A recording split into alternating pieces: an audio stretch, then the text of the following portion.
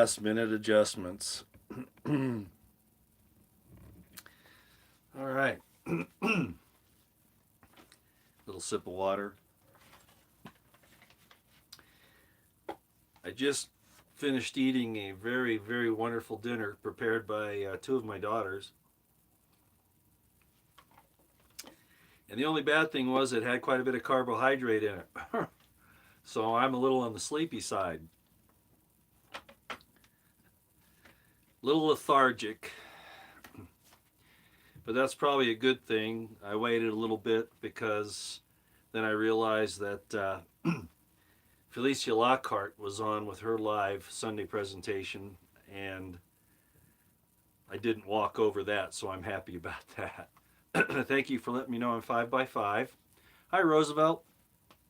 Thank you for being here as always. Your input and your help on keeping things civil here is so important. As well as Liza Jean and Kay Smalls and Jesse, and I always leave somebody out. Ms. Cat. All of you folks that helped me out, I sure appreciate it. Well, as usual, I stir up a crap storm, and that's really what I do. I've been doing that for so much of my life, and sometimes I wonder why. And what about me, Roy? How faithful and fair. So I've pretty much been in that vocation for a very long time. And it's because I call things as I see them. Melbourne, Australia, hello, hello. Boy, you all are just having a horrible time down there. Which is one of the reasons why I'm calling this live stream Sunday, December 12th, Cogitations. I struggled for a little while trying to figure out what title I should put on this video. And there were just so many things that were coming to the forefront that I just couldn't come up with a title. So I figured that that was the best one. So thank you for indulging me in that. I'm not going to spend much time on the political situation in the world. As I've said before, we all should be aware of what's going on there now, the war against the people, the attempts to change us into something other than human beings, taking away our loves, our lives, taking away our freedoms, our liberties. I could talk about all of that, but you all really know where we are there, at least you should. And you should also know that, as I said in my last couple of videos, I'm trying to get us to concentrate more on asking ourselves why we are what we are, and if we're really happy with where we are, which is really the issue.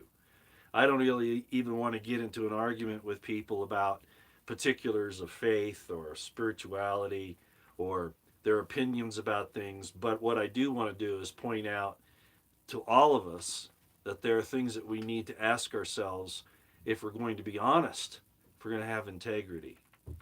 And so that's the reason why I've done all of this and why I've changed my format to some extent.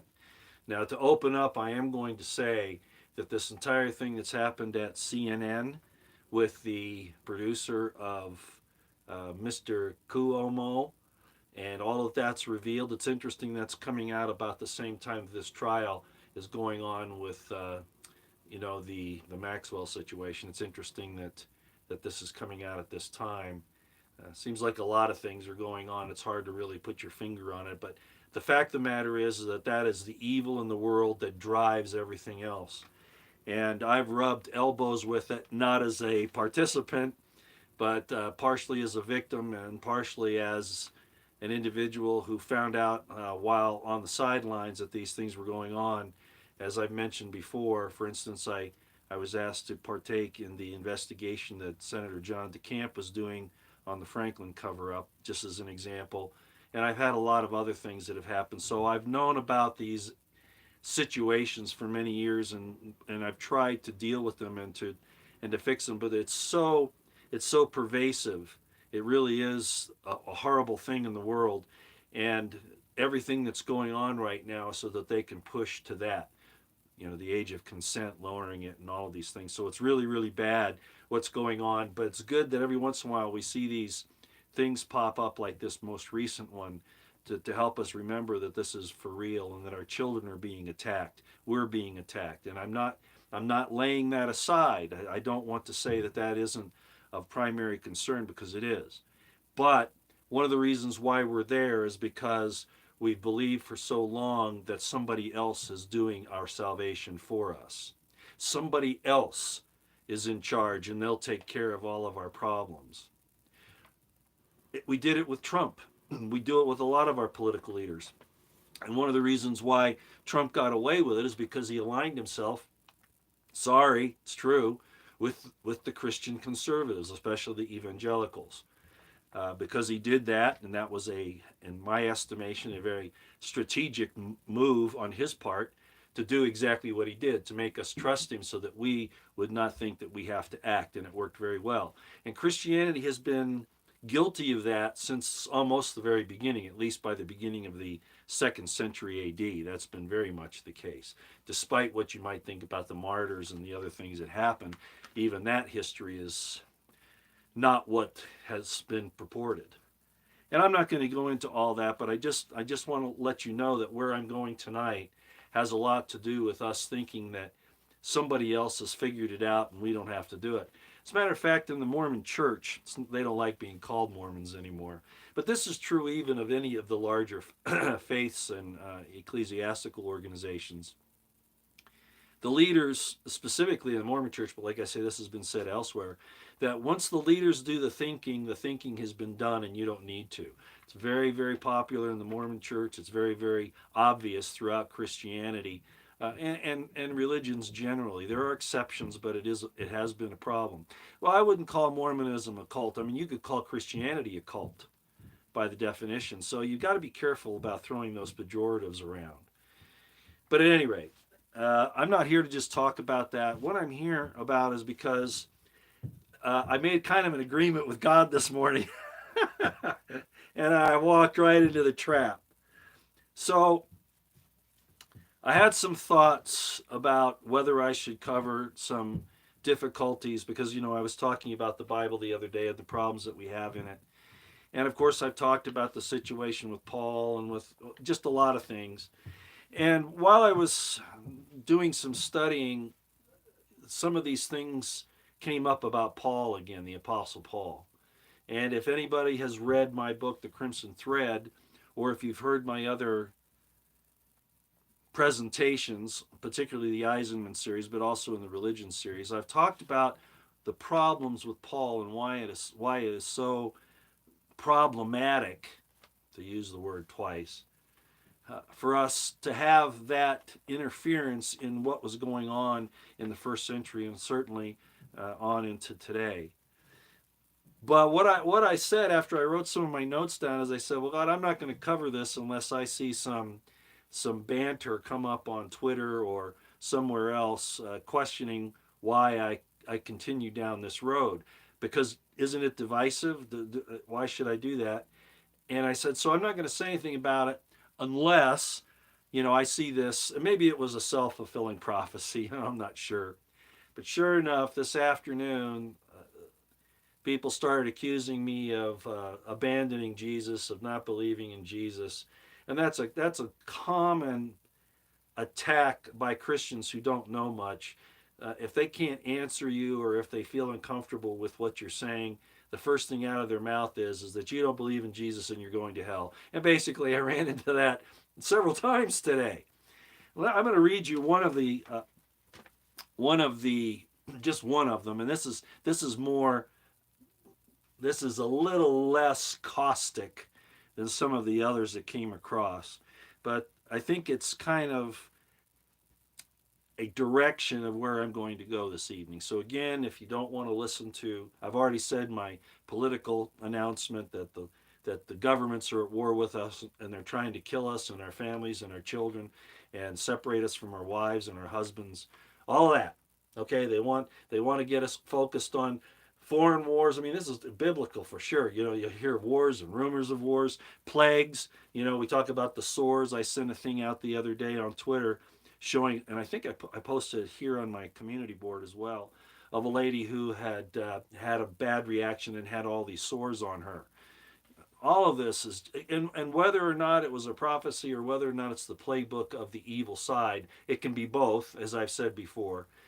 The fact is, all these things are happening and they're all coalescing, they're all coming together at this point in time, unlike any other time in history, at least the history that we're aware of.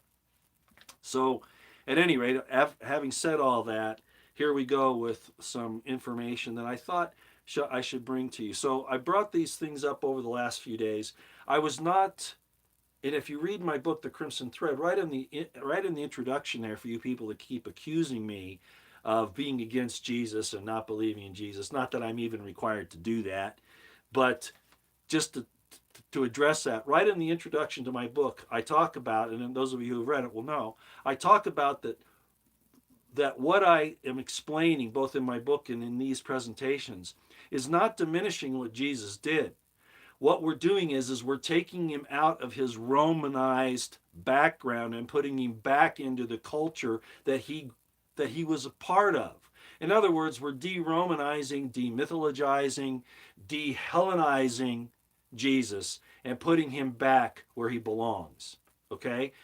And we should do that, because if you look through, and this has been an interesting conversation because some people who really know their scholarship on the Bible, I've been getting some good communications with those people on Twitter, and they understand the thing with Ezra, and they understand the thing with the changes that have happened and the problems with some of the writings. For instance, like the book of Joshua, the book of Judges, those types of books, some of the difficulties that arose that it could be, this is going to hurt some people's feelings, and I'm not saying it's entirely the case. A lot of those things are based on historical events, but and we have that in archaeology, a lot of it. But some of that was created to make it look like that Israel was a nation, a cohesive people. And I told you the other day that they're not, and they have never been. They aren't today, not really, any more than the Christians are, with all the different denominations and sects. And it was very similar back then, and even worse. But at any rate, so it's not Jesus I have a problem with. I've told everybody I have a firm commitment and belief in Jesus and what he did. The resurrection, I talk about the shroud of Turin. What I'm saying is that there's a problem with the storyline as it's been passed down. And people don't want to hear that. And so, this, like I said, this is one of the milder comments that were made. And this is just exactly what the problem is. This is what this person says. Roy, this is a quote. Roy, you speak against Paul for James. But James equals the Jews, the earthly kingdom, law. Paul equals the Gentiles, the heavenly kingdom, grace, the body of Christ, through revelation by the Lord Jesus Christ. Yeah. I'm against Paul. I am. Almost 100%. So you got that pegged right. And I'm going to give some more information tonight on why. Now, I've covered these before in the Eisenman series, but because of the situation and also reading my book, a lot of that probably went over some people's heads because, and I'm not saying you're ignorant or you don't understand. What I'm saying is I probably didn't make a point of some of the issues. Okay, so we're going to do that again tonight to show you why I have a problem with Paul. Paul did the same thing that Constantine did, and actually Constantine got the idea probably from Paul. Paul says that he's out there, he's persecuting men and women, killing them, executing them. He has a letter from the high priest to go out to Damascus, which was actually, as I've explained, not Damascus, Syria, but probably the area around the Qumran community in the Dead Sea, because they called themselves the Damascus community as well. And there's also another possibility up in the Adiabene area where there were converts up there too. But the point is that all of this was pretty much Jewish. All of it was pretty much restored Israelite that James and the Jerusalem church and Jesus had been doing. And Paul was against that because what it was taking people away from the Jerusalem Herodian imposter priesthood. And Paul himself brags about being an Herodian and a Roman citizen, which should be a red flag right off. But the point is that so Paul's going out there. He's got this letter to go, kill and imprison men and women, and all of a sudden, supposedly, he has this vision. And yet, when Jesus says to him, supposedly, why do you persecute me? Don't do that. The first thing he starts doing is persecuting the church. He goes against James almost initially after he gets into the community. And that's history. It's in the New Testament. And I'm going to show it to you tonight. Okay? But you haven't seen it. You don't understand it because you look at it and you see it, but you don't understand what you're looking at. It's plain as day. It's right there in plain sight. So Paul, on his way, pretends like he has this vision. It's made up. He didn't have anything like that, but it was a way to get into the community. And then almost immediately he begins to subvert it. For instance, as I explained from Robert Eisenman's books, and we're going to talk a little bit about this one tonight. Not a whole lot, but I just wanted them here so you could see them, right? And I know they're hard to read. They're scholarly material, and it's laborious. But if you really want to understand what's happening, you've got to put a little work in. And the Dead Sea Scrolls, of course, which is another issue, and I've talked about that ad infinitum. So, he made it up. It didn't happen any more than Constantine seeing "in this sign ye shall conquer" happened, unless they were, imagining things. But regardless, it was a way to solidify political power. So, my issue isn't with Jesus, okay? We got that straight, everybody? It's what is said about Jesus that I have the problem with. And Paul is one of the major problems that set us down this course to where we are today, that we think we don't need to do anything because somebody's in a position of authority that'll do it for us. Whether it be Jesus, and that was not his word. His words were, you better do something. You better do something. Hi, Jesse, BP Earthwitch. Getting tongue-tied. Need some water. Hold on. Appreciate you being here.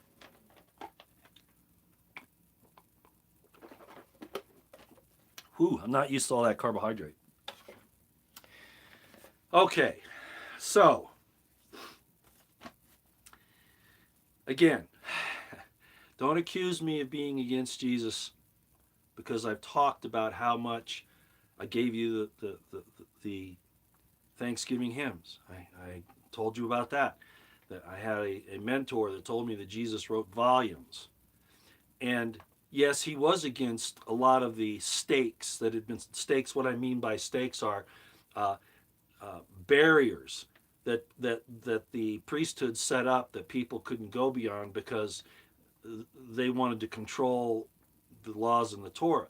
Well, Jesus was against that, and I talk about that in my book. So people that are grabbing me, and I'm not here to defend myself.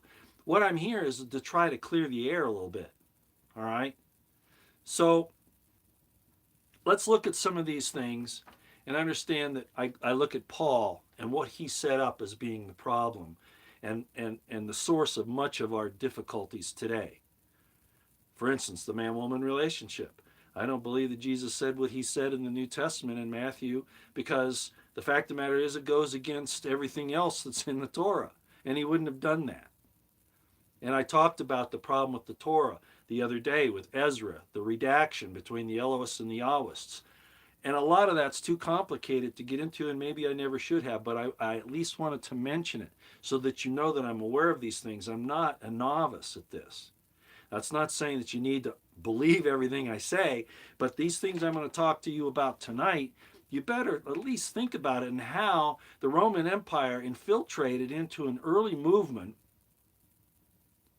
to try to neutralize it with the help of Herodian Paul. And how that evolved throughout the centuries. And those errors, those pretenses were magnified, solidified, and cemented in the minds of the people.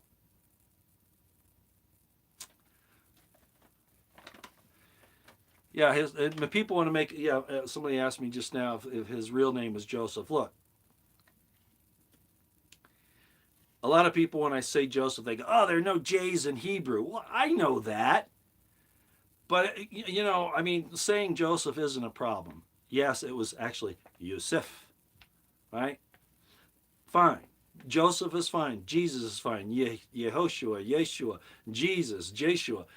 Don't make mountains out of molehills. These people say, there's no J. I know that.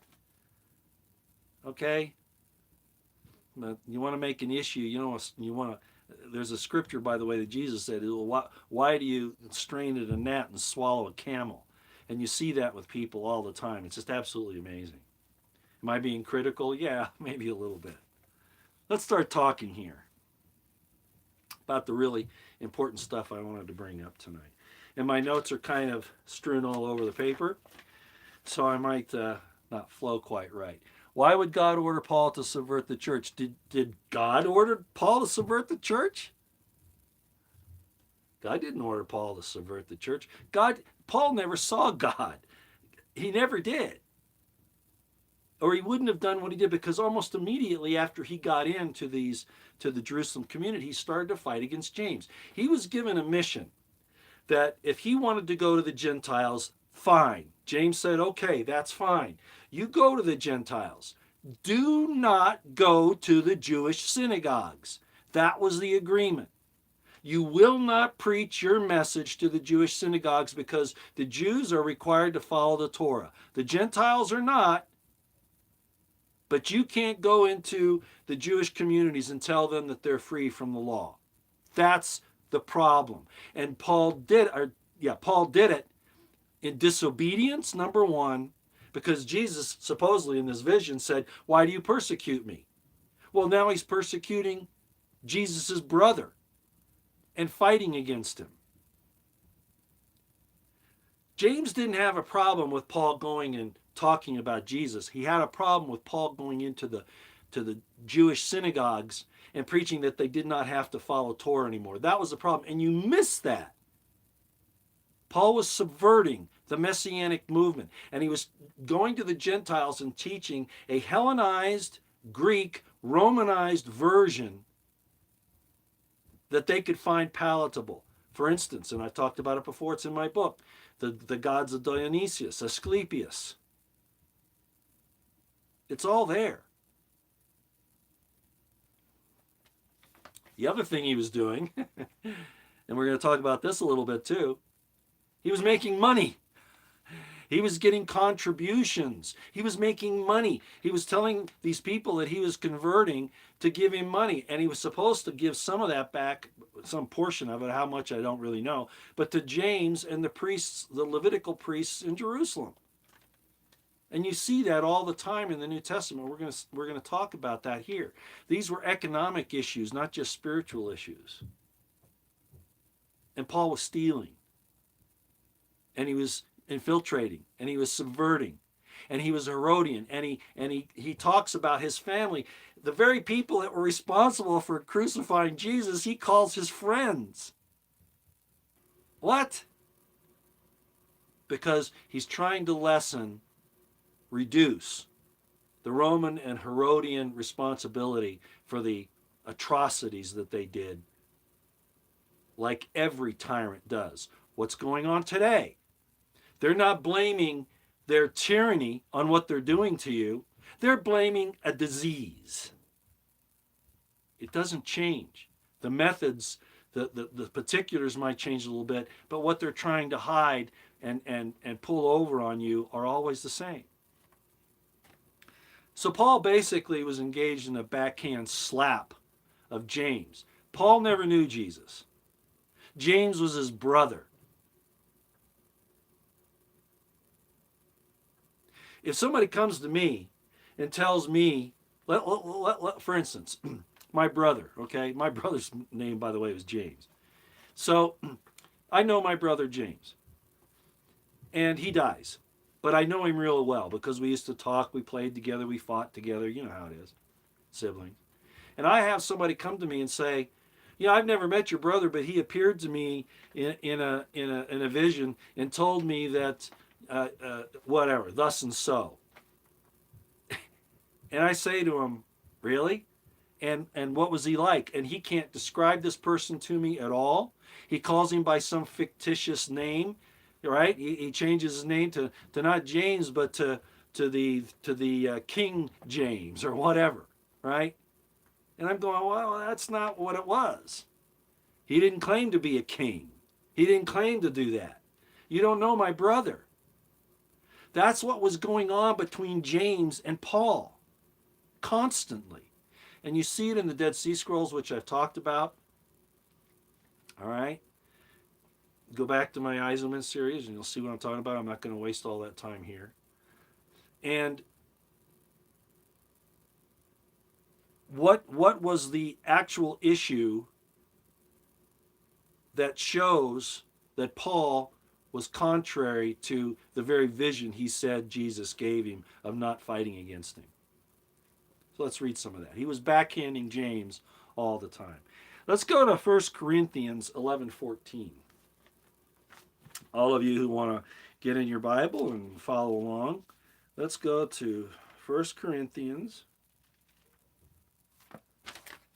Got to get my notes here.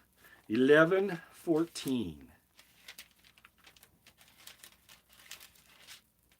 These things are right in front of you and you don't know what you're seeing because you've been told to interpret them in a different way. There's a story in here of when Paul goes to the temple and he has a confrontation with the high priest, the Herodian high priest. Okay, James was the opposition high priest. Ananias was the Herodian high priest. And talking about that the Herodian high priest got upset at Paul and was slapping him around. Well, the subsequent events kind of negate that probably never happened. Or if it did, it was a show. But let's read some things here and you'll see kind of the things that I'm talking about. Okay, so let's go to 1 Corinthians 11:14. Let's read this. James was a Nazarite. Okay? Jesus was a Nazarite. It wasn't that he was from the city of Nazareth.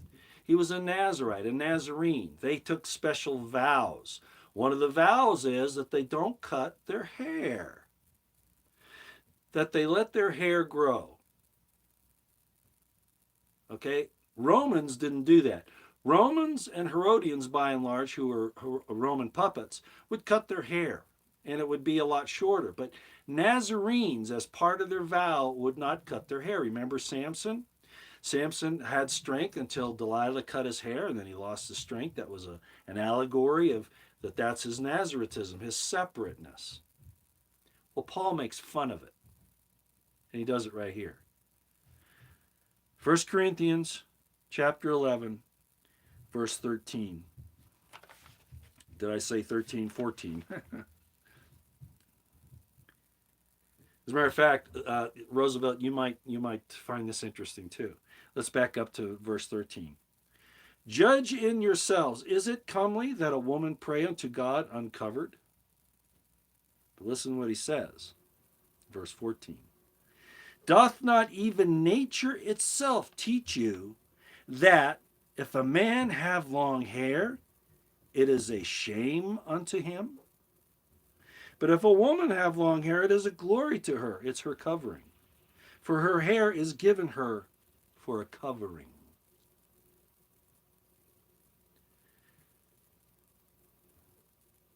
The woman's hair is her covering. But let's go back to verse 14. Doth not even nature itself teach you that if a man have long hair, it is a shame unto him? He is denigrating James and the Nazarites in the Jerusalem church. The leaders of the Jerusalem church. And Jesus himself put James in charge, not Peter. You see that when you look at the real histories.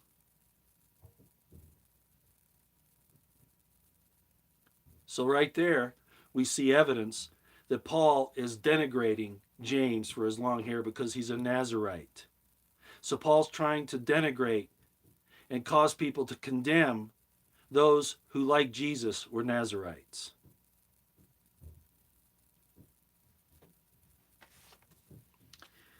Okay, let's go to Acts 18. For those of you who want to follow along.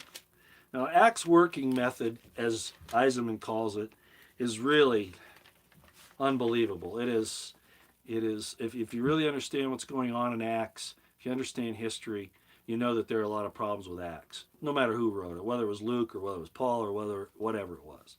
But let's look at Acts chapter 18. We're going to read verses 1 through 4.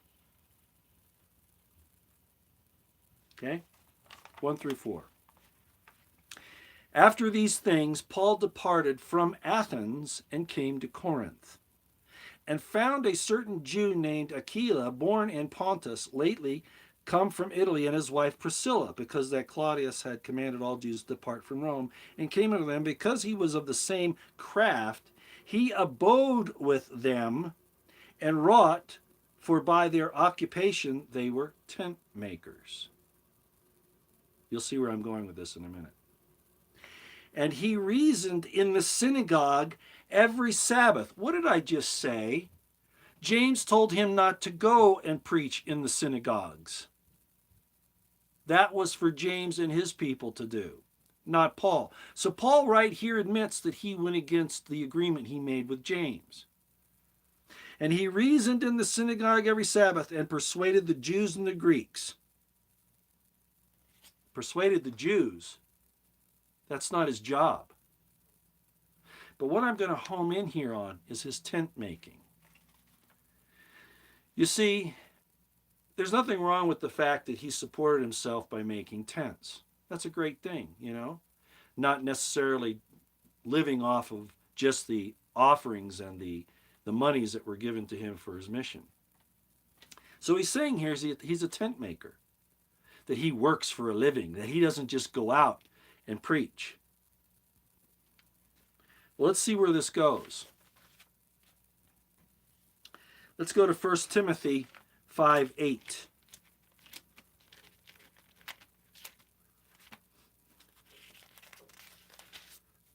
And I'm going to point something out to you that you never really realized. I have often said that Jesus was married, that he had a family, that he had responsibilities to his family. And that gets Christians all upset because, oh no, God wouldn't do something like that. Have sex with a woman? Oh my gosh, how filthy dirty. Really? You would denigrate the very thing that brings you into existence here? I guess we could talk about that. But at any rate, the point is that it's most likely that Jesus and James and all of those early Christians, if you want to call them that, were married because they would not avoid the responsibilities of a Zadok, which is, as I explained in one video some time ago, to bring in good seed into the earth. Adam did it. Shem did it. Noah did it. Abraham, right? On down the line. And I know the person I was talking with on Twitter today, he asked some questions about some things that happened, you know, from Judges on, and I understand that. But let's just stick to the point here, okay? Josephus, and the idea of James being a lifelong celibate, comes primarily from Josephus. Because Josephus says that he took baths every day, cold baths, which were actually mikvahs to wash their purification rite that the Nazarites would do, and that became baptism later on. And Josephus says that he did it to preserve his chastity, not his celibacy, his chastity. Well, the real reason for the men at Qumran not having women and children there was because it was a military camp. They were waiting. They were doing two things. They were studying Torah and trying to abide the laws of purity and piousness and righteousness. And they were getting ready to fight the Katim with the heavenly hosts on their side.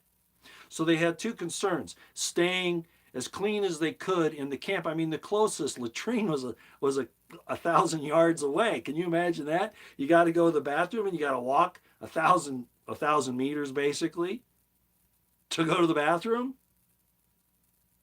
These were the types of things, granted, that Jesus found a little absurd. Okay, and I make that point in my book, The Crimson Thread. But the real point about the celibacy is they didn't bring women and children into the camp. It was a military camp. So the men would leave their families, and like in the Army today, when you have somebody go on an unaccompanied tour, they'll leave their family behind, pardon me, and go wherever, Korea, Panama, Saudi Arabia, whatever. They'll have unaccompanied tours. Well, it's the same kind of thing that was happening there. Plus, they had this situation, I've talked about it before, with women's menstrual periods. They didn't want to have blood dripping around in the camp. And they had other purity regulations as well. But that was what was really going on. They weren't abandoning their families. They were actually sacrificing to save their families. But what does Paul do with this? The fact that they're there without their wives and children. Let's read what he says. And this is what's really going on here. This wasn't just about a statement about people that don't support their families. This is a slam on James and the Messianists in the military camps at Qumran. Let's read it. 1 Timothy 5:8. 1 Timothy chapter 5, verse 8. But if any provide not for his own, and especially for those of his own house, he hath denied the faith and is worse than an infidel. This one verse in Timothy proves that James was married. This proves that Jesus was married. This proves that the Qumranians, the historians say some of the Essenes weren't married. And then there were married sects of Essenes and all that. There is no way that a Torah-observant Jew is going to stay single. Sorry, it ain't going to happen. If it does, he's going to be questions about it. And if Jesus had not had a family, no later than 18 to 20, that alone would have been a reason to attack him for not being the Messiah. But you didn't understand that because you've been listening to preachers and sermons all your life, and you didn't understand what you were reading even right here. Now, there's another scripture in Timothy, right? And it talks about that a bishop must be the husband of one wife. He's slamming James again. Because James was the bishop of Jerusalem, the Mebacher. So he's saying, James, if you're going to be the bishop, you need to have a wife. And like the high priest, when the high priest went to the temple, he had to have his wife there with him so that he would be in the image of God, male and female, before he went into the Holy of Holies. So James being the bishop and not having his wife by him, Paul found to be a problem. And that was another attack on James. Plus, for those of you who get upset about, well, that means a man can only have one wife. No, it's saying that a bishop must have at least one wife, must be the husband of a wife. He can't be a bishop unless he's married.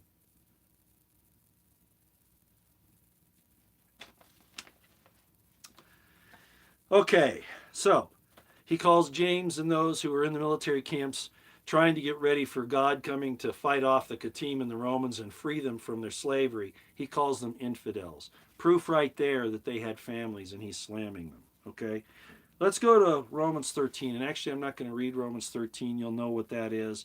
It's where all the Christians use that as saying that you have to support the local governments, right? That you have to submit to government and all of that. And that's not what it's saying at all. It says righteous government. I'll just read a little bit of it so that you'll see what I'm talking about. And this part they always leave off, but Pastor Chuck Baldwin did a very good sermon on this. It was absolutely fantastic. The bride as the church is an allegory. That does not negate Jesus having a bride. Sorry. doesn't do that. And as a matter of fact, according to several verses in Psalms and others, he had to have a family. He had to be able to see his seed. When he shall make a sacrifice for sin, he shall see his seed. And who shall declare his generation? Who shall declare who his posterity is? It's right there. But we're not going to go there. Let's go here. We're going to do Romans 13. Let every soul be subject unto the higher powers, for there is no power but God. The powers that be are ordained of God. Paul was pushing these Messianists who were fighting Rome to pay their taxes, to submit to Roman authority, to send their kids off to war for the Romans, all these things. And Paul's justifying it here.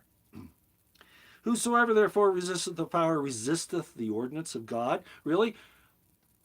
Are you resisting the ordinance of God if you refuse to take part in Dr. Fauci's program? Was Daniel going against government authority and resisting government when he refused to bow down to the statue of Nebuchadnezzar or Moloch?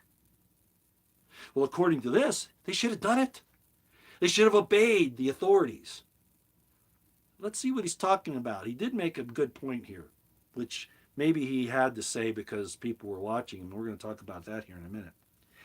Verse 3, for rulers are not a terror to good works, at least they shouldn't be, but to the evil. Wilt thou then not be afraid of the power? Do that which is good, and thou shalt have praise of the same. In other words, what this is saying is, if governments are doing good, if they're protecting you against evil, they're doing God's work. But the moment the government itself does evil, you're no longer required to follow it. As a matter of fact, you're commanded not to. Just bringing that up in Romans 13. Let's go to Galatians 6. And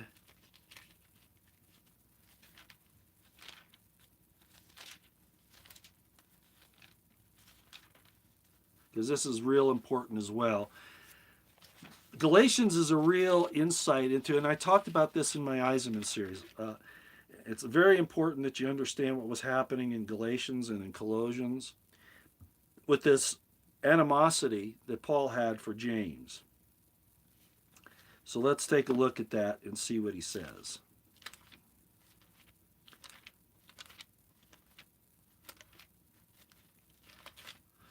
So it's Galatians 6:3.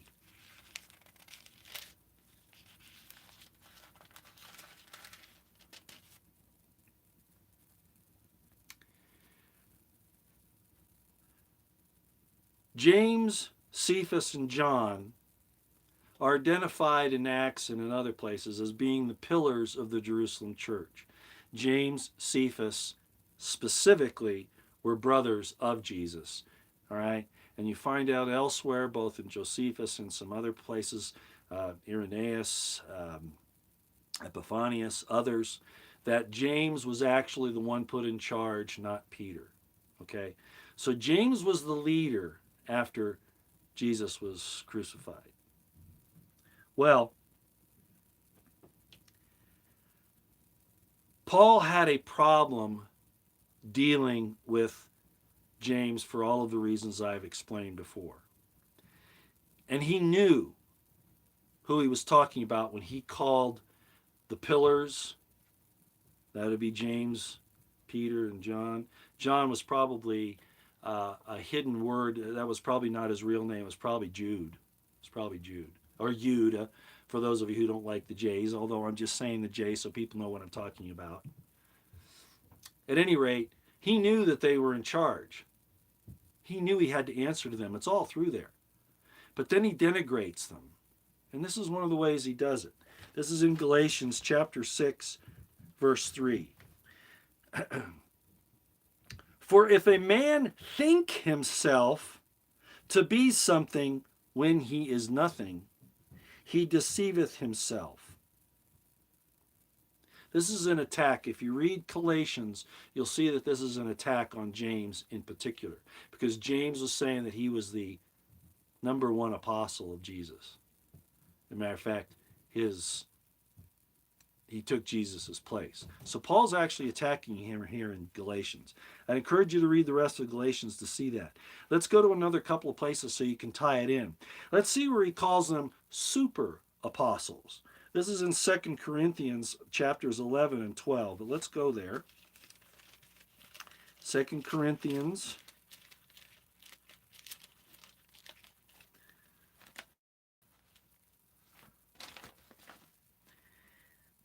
11 and 12, and I'm not going to read the entire chapters. I'm going to leave that for you to do.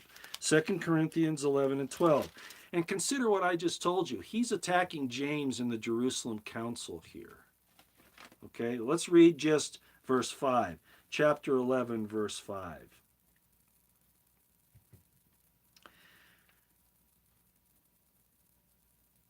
Well, let's read a little before that, because James is the representative of Jesus. He's the actual person who was put in charge. And yet Paul is denigrating him all through this chapter. So let's back up a little bit and see where he starts talking about. He's even so sure of himself that he says that if anybody preaches a gospel other than Paul has preached, you get it? Let's read it. But I fear, verse 3, but I fear lest by any means as the serpent beguiled Eve through his subtlety, so your mind should be corrupted from the simplicity that is in Christ. For if he that cometh preacheth another Jesus, this is James he's talking about, whom we have not preached, or if ye receive another spirit which ye have not received, or another gospel which ye have not accepted, ye might well bear with him. For I suppose I was not a whit behind the very chiefest apostles. He's equating himself with the authority of James, Peter, and John. Very selfish guy, very, very much into getting power. So he calls them the chiefest apostles. Another term of that would be super apostles. You could translate it that as well. Now let's go to Galatians 2:9 again, where he calls them the pillars. So he's identifying who these people are that he's dealing with. Okay, that's what he's really doing. And that's who he's having all these arguments with, not the Herodian priests, not the establishment priests that were put in by the Romans and the Herodians. He's having these arguments with James. Let's go to Galatians 2:9.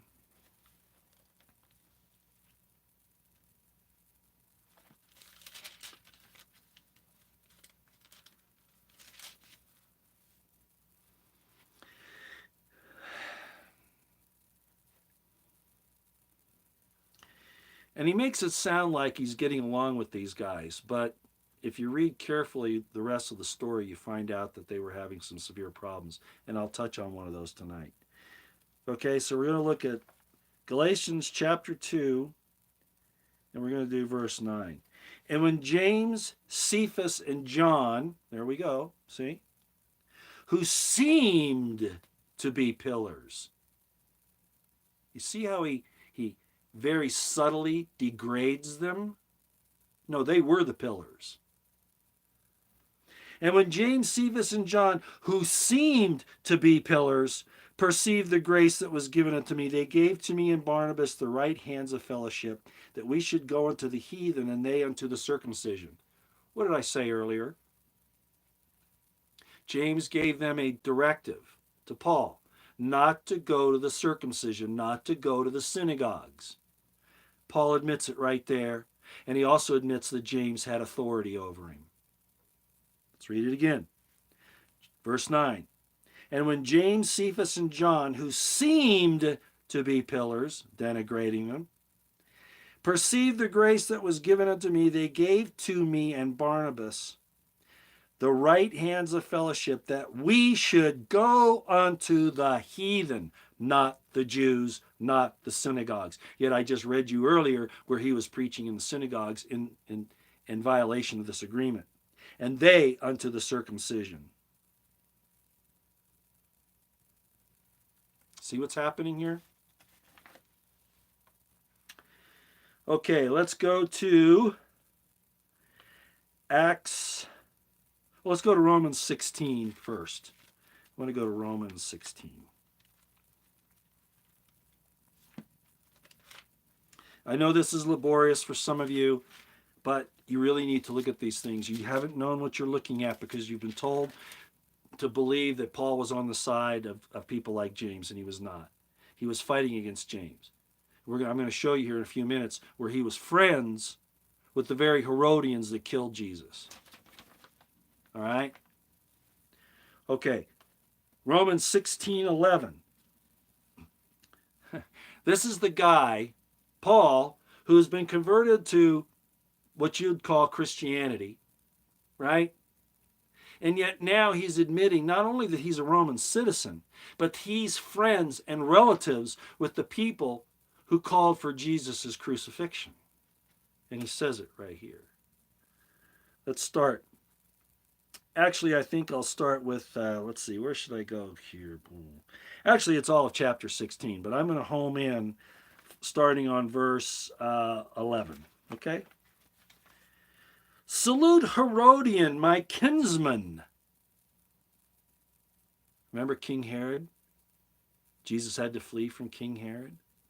King Herod killed, not Herod the Great, but Herod Antipas, killed John the Baptist.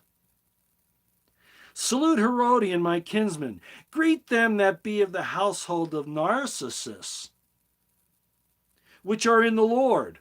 Well, what Lord is he talking about? Salute Tryphena and Tryphosa, who labor in the Lord. Salute the beloved Persis, which labored much in the Lord. Man, these are all people that were of the Herodian class. Salute Rufus, chosen in the Lord, and his mother and mine. Salute Anticritus, Philahon, Hermas, Petrobus, Hermes, and their brethren which are with them. Salute Philologus, and Julia, Nereus. Look up Nereus. Find out a little bit about Nereus. Felicia Lockhart reminded me of that the other day. And his sister, and Olympus, and all the saints which are with them. Saints. Whoa. Salute one another. He's heralding, he's saluting the members of the Herodian family that had been responsible for crucifying Jesus.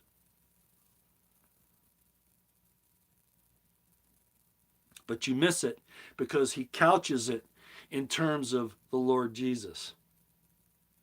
Do you know who Felix and Drusilla are? We're going to talk about that in a minute too, because when Paul is arrested in Jerusalem, he is rescued and goes to Felix, the Roman governor, and Drusilla, who was probably the richest woman in Palestine at the time.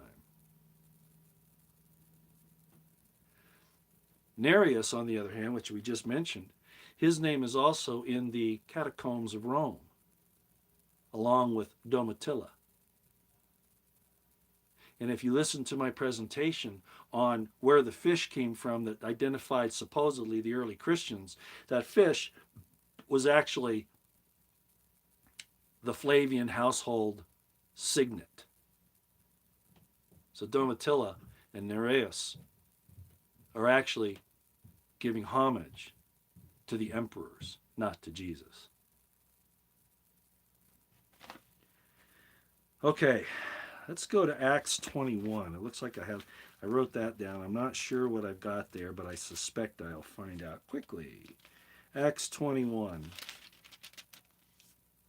Yes. This is an important chapter. Remember I talked about a few minutes ago where, first of all, Paul was making money on these missions, and he wasn't giving the contributions to James. Now that can be an argument situation there because a lot of this is economic.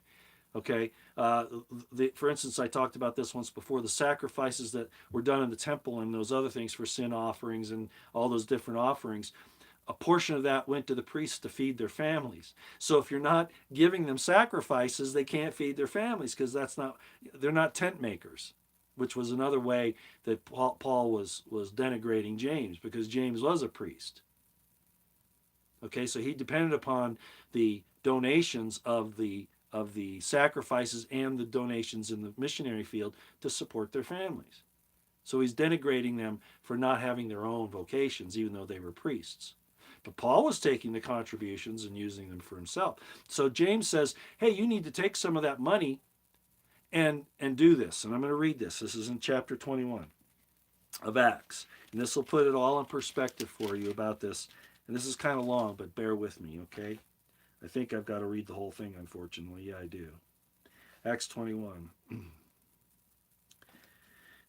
And it came to pass that after we were gotten from them and had launched, we came with a straight course unto Copse, and the day following unto Rhodes, and from thence unto Patara. And finding a ship, I'm gonna skip some of this. He's being warned not to go up to Jerusalem, and there's a good reason for that, which you'll find out. He was already suspect by James that he had been going into the synagogues and telling the Jews they didn't need to abide by Torah. That word went forward. That's really why he gets in trouble here in Jerusalem.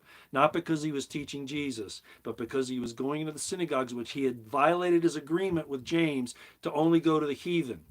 That James and them would go to the circumcision, that Paul would go to the heathen, to the Gentiles.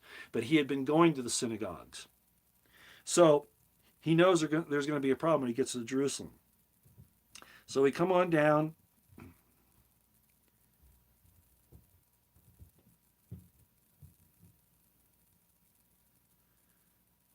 Let me go down here a ways. I don't want to keep reading too much of this.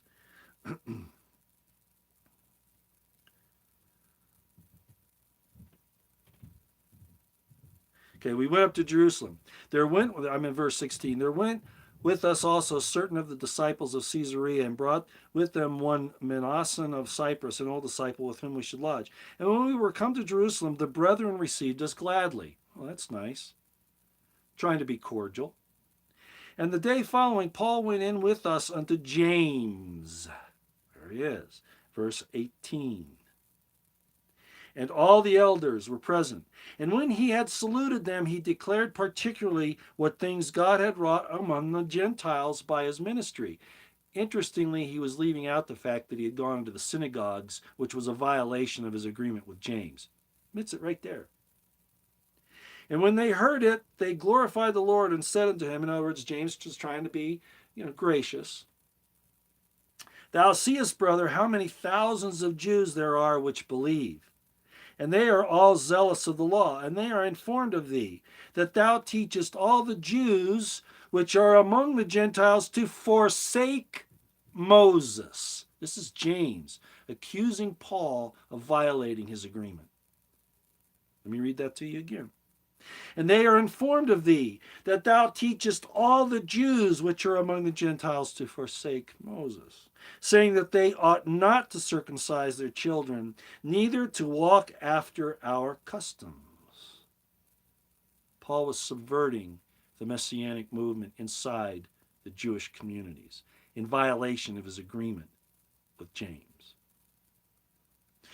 What is it, therefore? The multitude must needs come together, for they will hear that thou art come. Do therefore this that we say to thee. James is giving him an instruction, a commandment. We have 4 men which have a vow on them. They're Greeks, by the way. Them take and purify thyself with them. James is testing him here. And be at charges with them, that they may shave their heads, and all may know that those things whereof they were informed concerning thee are nothing. James is giving him a chance to redeem himself. Paul's in trouble, and he knows it. But that thyself also walkest orderly, and keepest the law. Why? Because Paul claimed to be a Jew. As touching the Gentiles which believe, we have written and concluded that they observe no such thing, save only that they keep themselves from things offered to idols, and from blood, and from strangled, and from fornication. And when he's talking about fornication, he's not specifically talking about sex between unmarried people. The Torah addresses that, and it's not a sin. What he's talking about is mingling your seed with pagan, heathen people that will take your heart away from God. Then Paul took the men, and the next day, purifying himself with them, entered into the temple to signify the accomplishment of the day of purification, until that an offering should be offered for every one of them. And Paul's going to make that offering, right?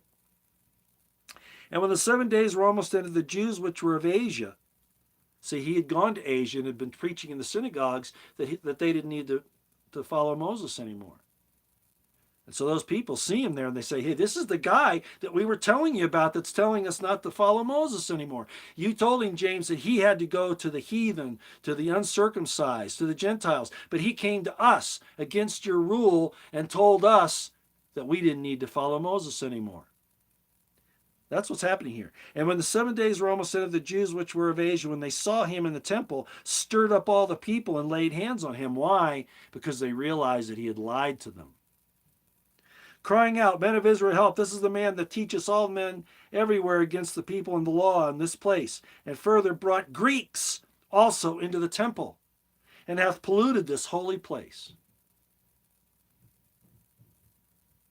You can read the rest of it there. You'll see what's happening. Finally, Paul's arrested, but the Romans protect him, and they take him to Caesarea.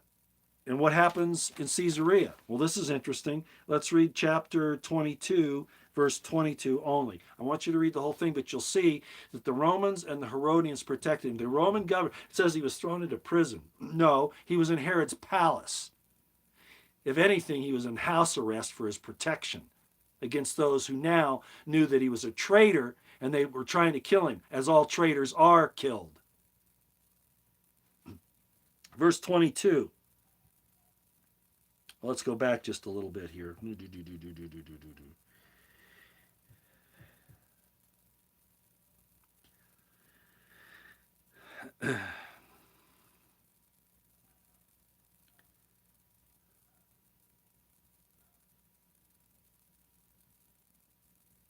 And he admits here that he was standing by when Stephen was murdered, was martyred. And that Stephen, as I explained before, Stephen means crown. What that's really talking about is his ascension to the stoning of James, which is well attested to in the early historians. And when the blood of thy martyr Stephen was shed, I also was standing by and consenting unto his death, and kept the raiment of them that slew him. And he said unto me, depart, for I will send thee far hence unto the Gentiles, not to the Jews, but he went to the synagogues anyway, because he was subverting James and his authority. And they gave him audience unto this word, and then lifted up their voice and said, away with this fellow from the earth, for it is not fit that he should live. Right? Okay, let's go to, I thought that was 22. Okay, well, let's just go on over. I probably misread the verse there. I don't have my glasses on as usual. Okay. The Roman captain protects him. And then he goes to Caesarea, as I said. And he goes to Felix. Felix and Drusilla. And then he stays in Herod's palace for protection.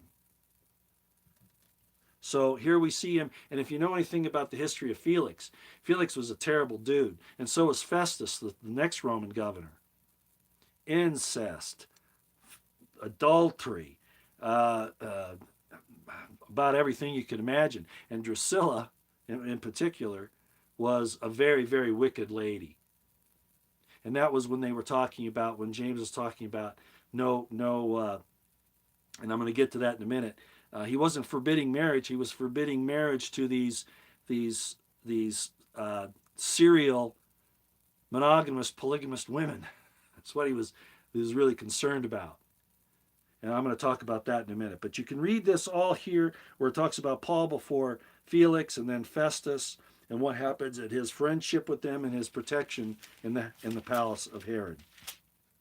Okay? So he was friends with these people that were all involved in the crucifixion of Jesus. Yeah, Acts 23. That's apparently where I missed it. Let me see where it says here. It's my handwriting in 24. 23, 24. Yeah, and that's where it talks about Felix. 24 is, and provide them beasts that they may set Paul on and bring him safe unto Felix the governor. Felix? Look at him in history. You're going to find out some that. Paul's friends with this dude? Okay. All right. Acts 24, verse 22. I thought I better say something about that.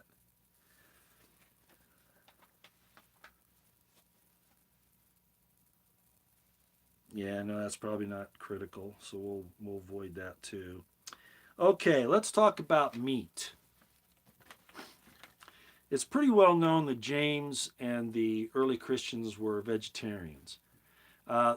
Rechabites, Nazarites were under no requirement under the law to not eat meat. They were supposed to eat kosher things, right? That was the deal.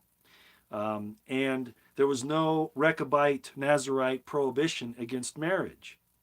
As a matter of fact, quite the opposite, right? Marriage was expected, but it was honored, and they didn't abuse it. Well, there was this issue of meat, you might remember, and I'm going to read that in 1 Corinthians 8:13.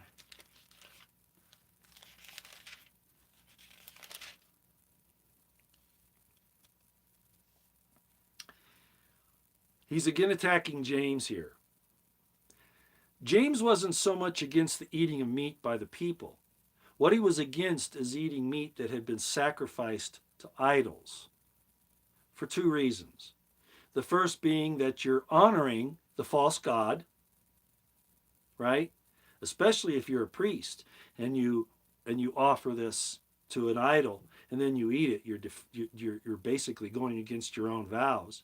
But that was also true of the people. So the rule was, as I read just a few minutes ago, when he said, well, to the Gentiles, they don't need to follow the law except for these three things. Don't eat meat sacrificed to idols, things sacrificed to idols, things strangled, and fornication. You stay away from those things, okay? All right, well, what happens here is that now Paul attacks him for this, trying to make it sound like that James is saying that you can't eat meat. No, he's saying you can't eat meat sacrificed to idols. So this is verse 13 in chapter 8. Wherefore, if meat make my brother to offend, I will eat no flesh while the world standeth, lest I make my brother to offend.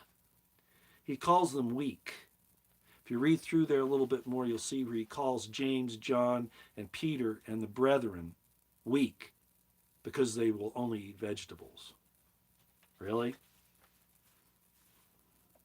Let's read Romans 14:21.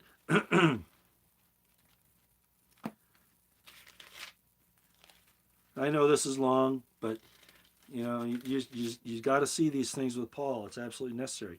And I'm going quite quickly. I'm giving you the hints. You need to go after it and read it with a new understanding, with greater insight, with greater discernment. So we're on chapter 14 of Romans, verse 21. It is good neither to eat flesh, nor to drink wine, nor any other thing whereof thy brother stumbleth, or is offended, or is made weak. He's saying he's not going to eat meat because James said not to eat meat sacrificed to idols, but now he's twisting that and he's saying that that's a weak position, that James is a weak person, that the brethren in the Jerusalem church, the followers of Jesus who knew him, walked with him, talked with him, understood him, that they're weak.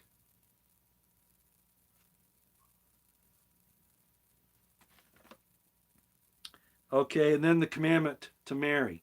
1 Timothy 4.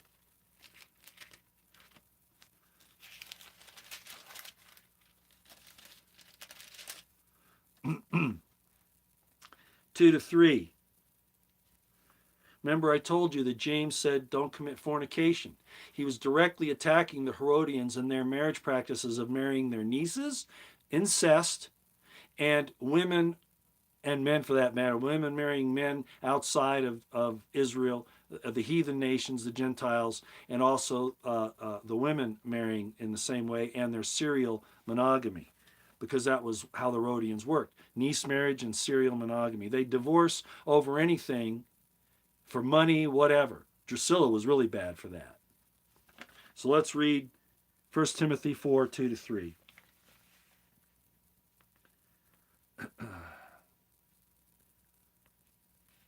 He's talking about James again here. because James is now being accused of teaching a gospel other than what Paul has preached, which is actually the problem. Paul's gospel is the problem because he's already violated his understanding of the vision he received supposedly from Jesus, but not persecuting him, and now going against his agreement with James not to go into the synagogues, but only to the Gentiles. So listen what he says here. Starting in verse 2 in chapter 4 in 1 Timothy. Speaking lies and hypocrisy, having their conscience seared with a hot iron, forbidding to marry and commanding to abstain from meats. There we go. That's James he is talking about. Which God hath created to be received with thanksgiving of them which believe and know the truth. Again, I'm telling you, James said it was wrong for them to marry the way they were, their incest, and marrying outside of their faith, their people. That's what he was talking about. And the serial monogamy of people like Drusilla and Herodias, people like that. So this is an attack on James. James never said you couldn't eat meat. He said don't eat meat sacrificed to idols. But Paul is altering that. And he also didn't say not to marry. Actually, Paul came closer to that, trying to mimic it. But actually, in fact, James wasn't saying to forbid to marry. It was forbidding fornication and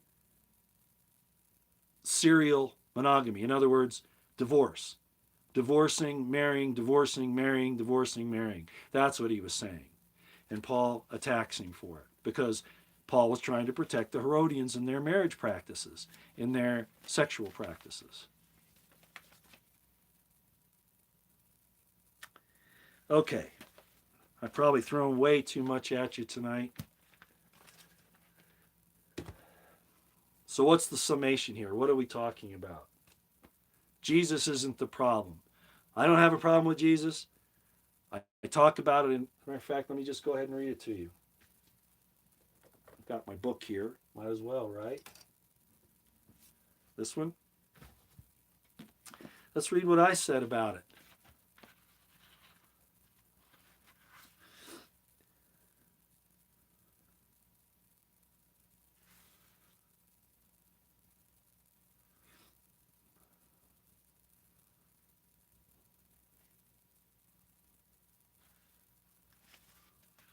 Sorry, it'll take me a minute to find it. I don't read my book every day, right?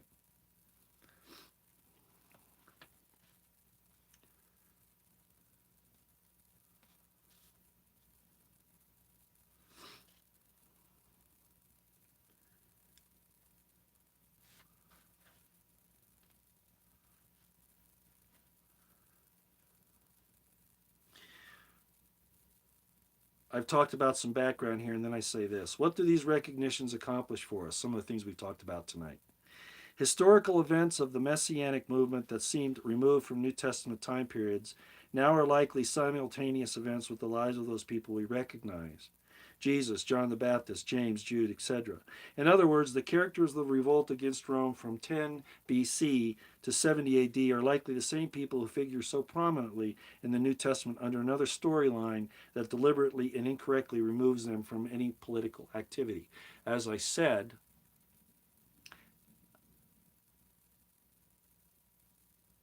Jesus has been Romanized. He's been Hellenized. Philo even wanted to do that. If you don't know who Philo was, he was a first century to second century AD Jewish historian who wanted to Hellenize the Jews so they'd be more acceptable throughout the world. And that was what they did to Christianity.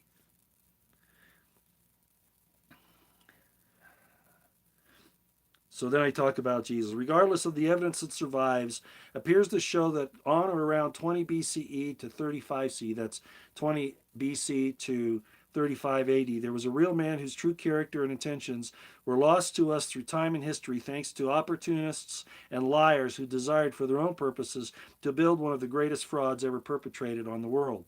The man known to most of us as Jesus of Nazareth was first and foremost a Jew, more appropriately a renewed Israelite dedicated to the law of Israel. He worshipped and lived his life in that context. Also, he's not from Nazareth. That is unlikely such a place existed at that time. But he apparently was a Nazarite or a Nazarene, referring to specific oaths, like the long hair, he had taken, much like the Essenes. And of course, his name was not Jesus, which is the Greek rendition of the Hebrew name Yeshua. Even the name Yeshua in this case was likely only an appellation or identification of purpose of calling, meaning one who saves. His mission took place in the environment and culture of the times, especially those of his national and spiritual roots, and he cannot be understood outside of them. Don't try to Hellenize him. Don't Paulinize him. Don't call him Christ Jesus. From the subtle evidence available, he attempted to obey what we know as the Old Testament, especially the Pentateuch or Torah. He is credited as saying that with him the law was fulfilled, or in other words, he did it exactly. He did not eradicate it, change it, or modify it, but instead stated that no point of the law, not one jot or tittle, could be taken away. If anyone did so and taught others to disobey it, that person would be the least in the kingdom of heaven. There are no more authentic words in the New Testament than these.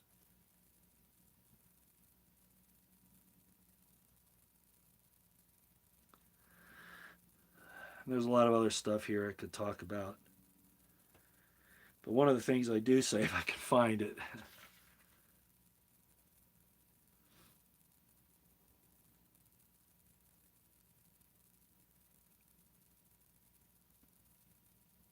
and I can't.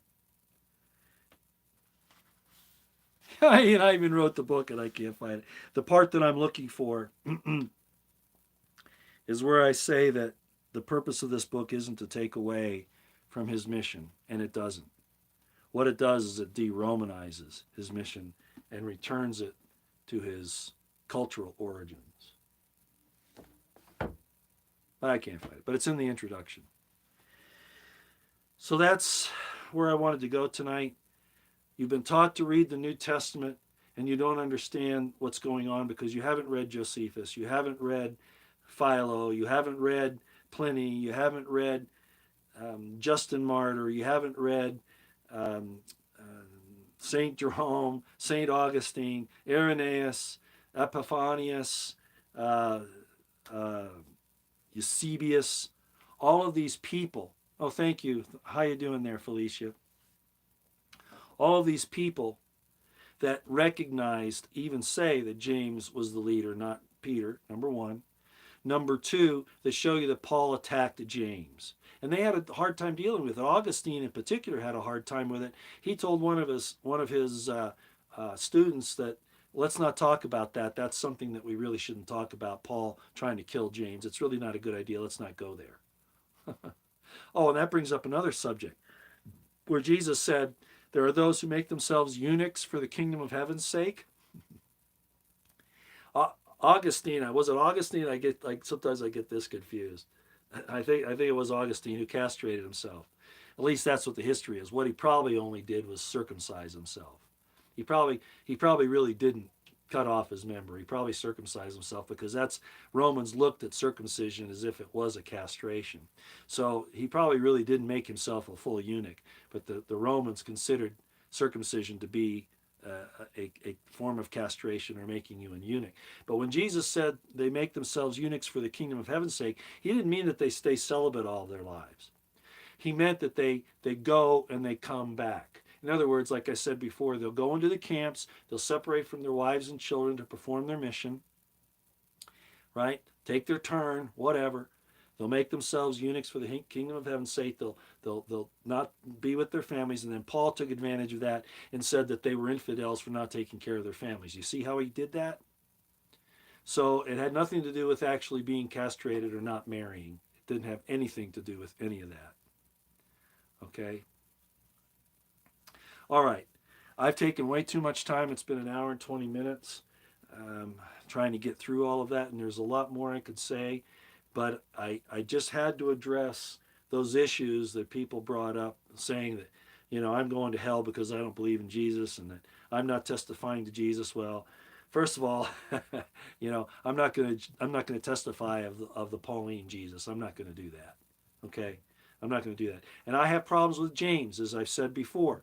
I think that he and Jesus probably butt heads on a couple of occasions, as you read in the Thanksgiving hymns, and as we know from some of the information in the Gospels and even in the Old Testament, like Isaiah, Jesus was at odds with his family and close associates because they did go too far. But Paul, that doesn't pardon Paul for the thing that he was trying to do, which again was what? He did persecute Jesus because Jesus, if the vision that he had was true, he wasn't supposed to persecute Jesus, but he did. He went after James, his very brother, Jesus' very brother. He taught in the synagogues in violation of the agreement that he made with James, that he would only go to the Gentiles, the heathen, and that James and the Jerusalem community would go to the synagogues and those of the circumcision. And then he called James and those guys in a derogatory manner super apostles, and those who think they're somebody, derogatorily, pejoratively.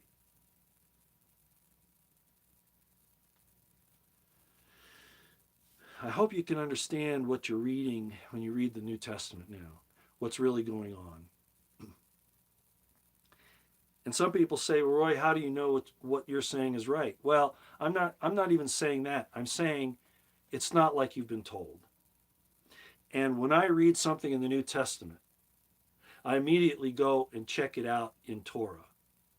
And if it doesn't jive, I know there's a problem, and it's not going to be in the Torah. There might be a problem in Judges or in, Joshua or in Kings or, those. But not so much the Torah. Even though I explained that Ezra redacted it and brought in the Yahwist and Elohist precepts. At least from the time of the Babylonian captivity, the time of Ezra, at least from then, you have Daniel, Ezekiel, and those people, which is where the Messianic idea of the Son of Man came from. And they talk about Jesus calling himself the Son of Man, and it's all throughout the Dead Sea Scrolls. They quote Daniel as the Son of Man coming in the clouds of glory all the time.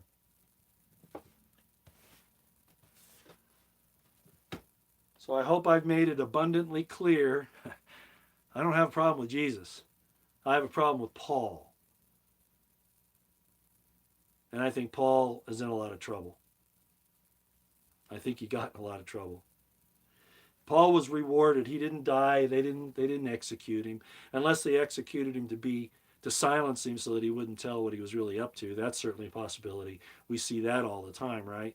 When you sell yourself out, when you lie on your friends and you spy on them for the state's sake, and then if the state doesn't send you off like they probably did Epstein on some island and provide him with everything he needs for the rest of his life, if they didn't do that for Paul, they executed him to silence him. But it wasn't because he was teaching Jesus. So that's where we are.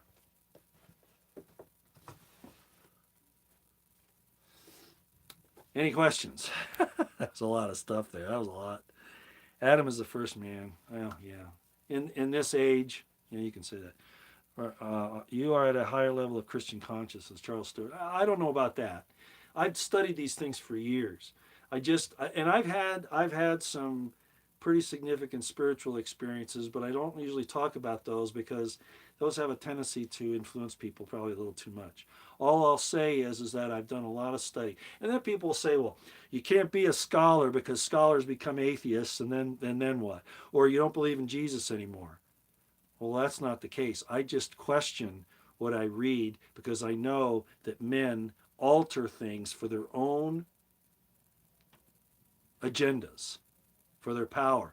And if that ever happened anywhere, it definitely happened in this. And I've talked about that ad infinitum, and we see it in the New Testament a lot, especially where Paul is concerned. It's all there. You just have to understand what it is you're reading. Okay?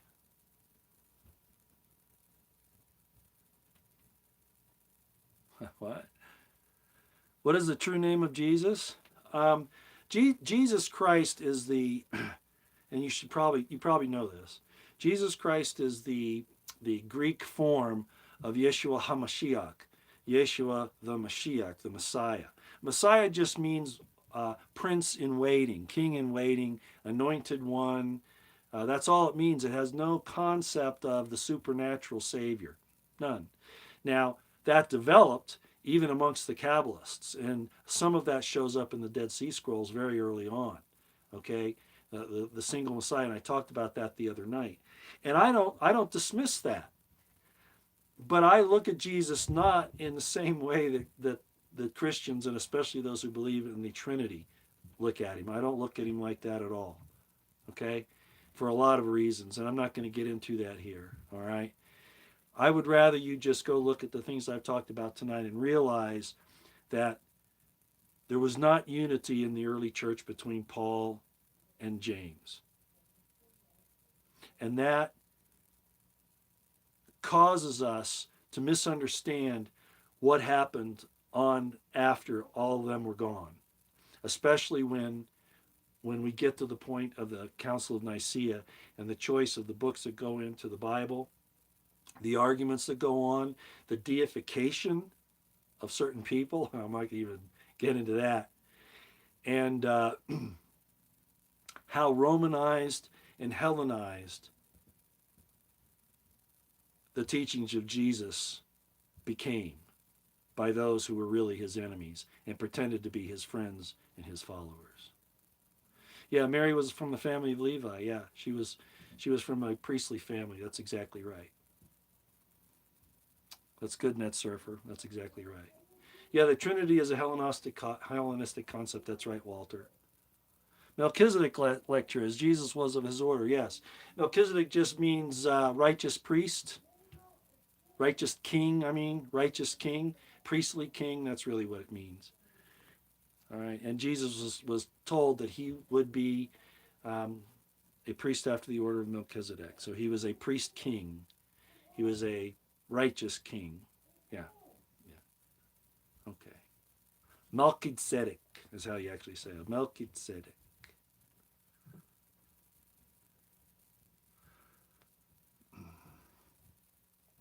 I think that's a good point, Jesse. Jesse says, Roy, history repeats itself. Can you compare the attack on the young now to the attempts of Egypt and Herod to destroy the young then?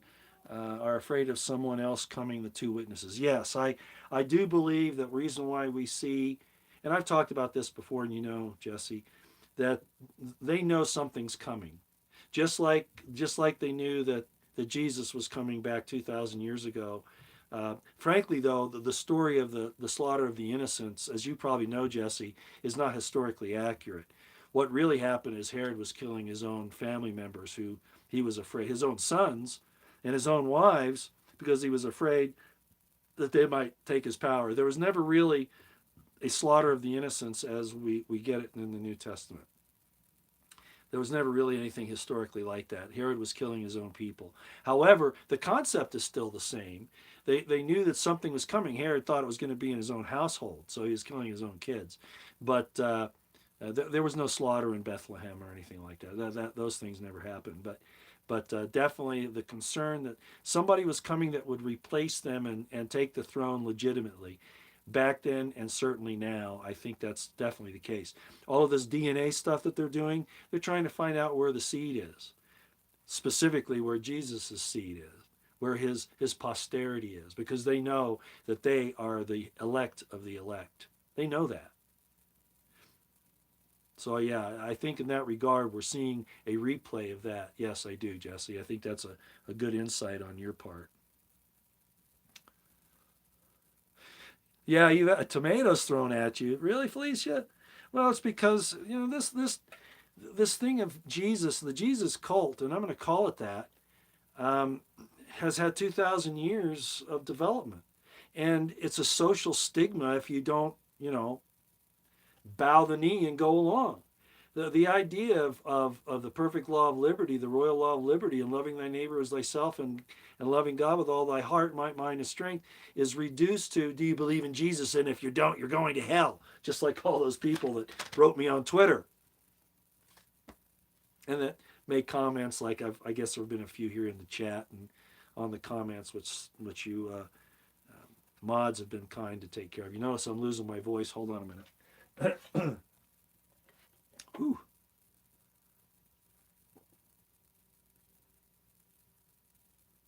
You know,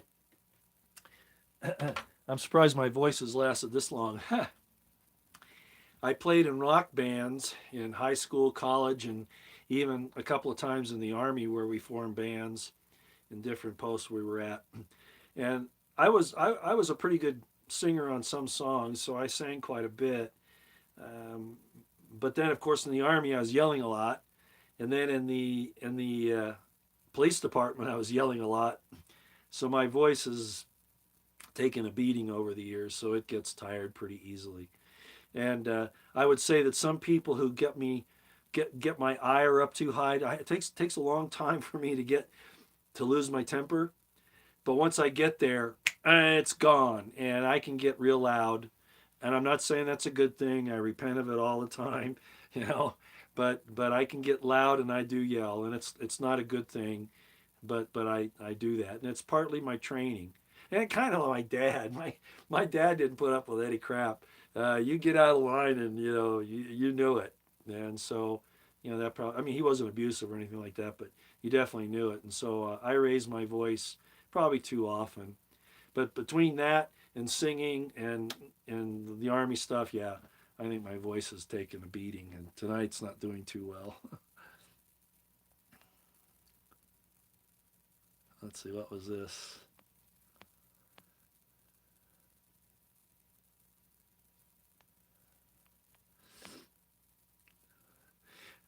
Was Jesus born in a stable or a cave? That again is a pagan myth. That comes from the Roman Remus and Romulus story. Also Dionysus. Some of those.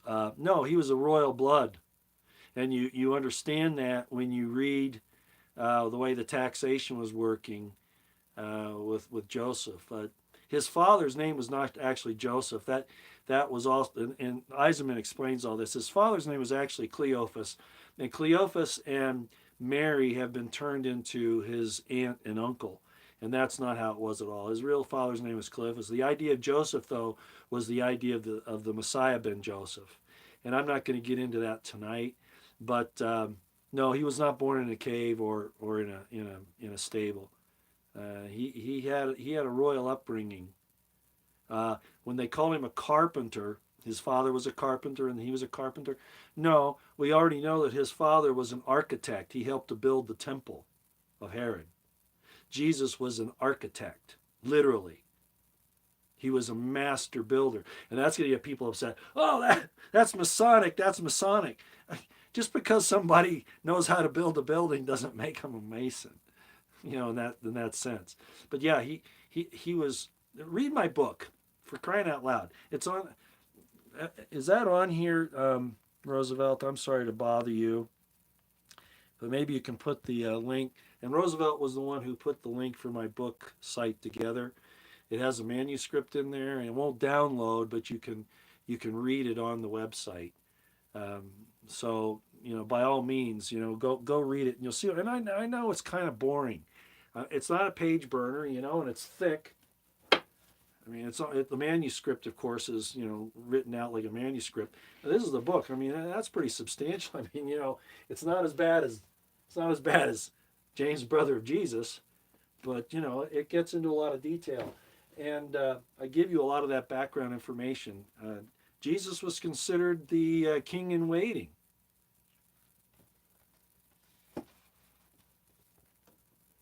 So no, he wasn't born in a stable or a cave. No, afraid not.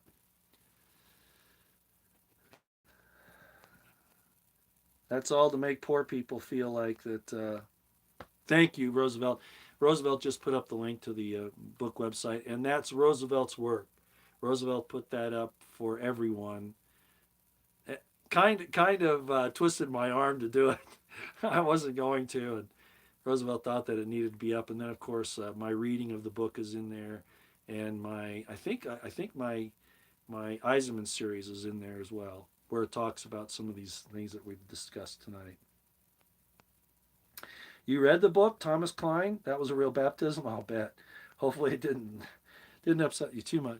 Roy read his book aloud, and it's, yeah, that's right, I did. Yeah, it's on the playlist.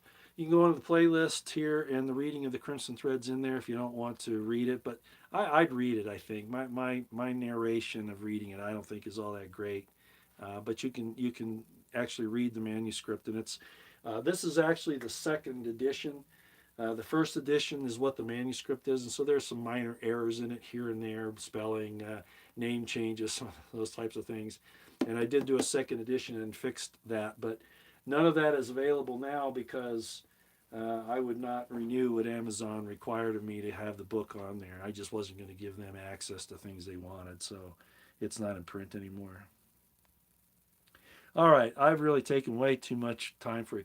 Roy, have you read anything Joseph of Arimathea talks about Jesus the nephew helping build many of the churches? Yes. There's some questions about Joseph of Arimathea. There are scholars that think that that's Josephus projecting himself into the story. You probably know about that, Jesse.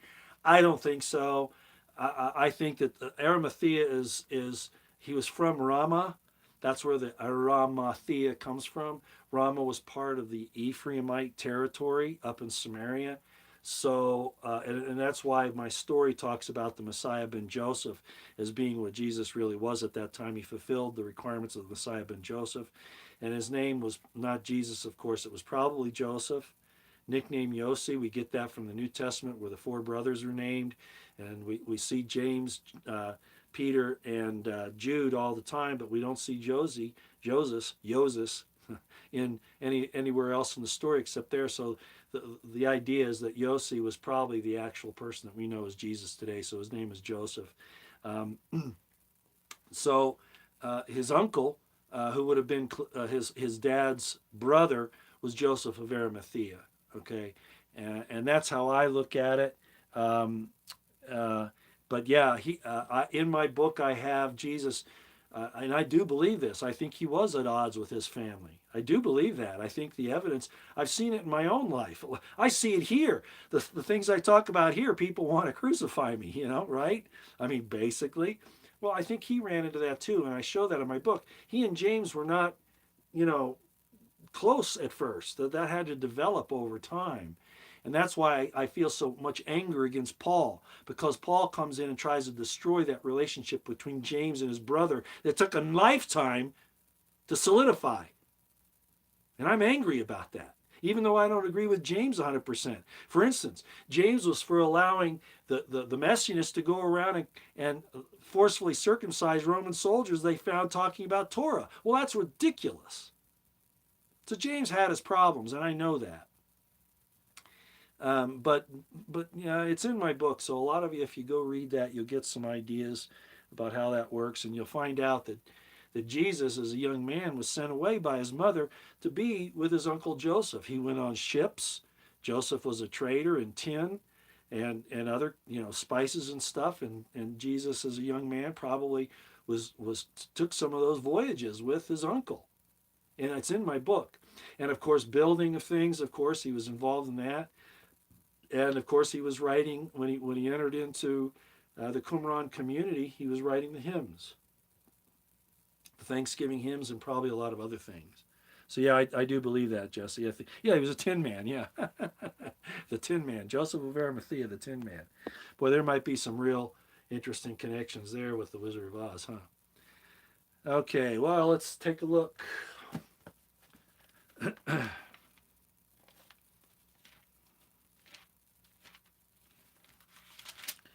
Impromptu questions I'm not necessarily good at, but let's see what this is. Yeah.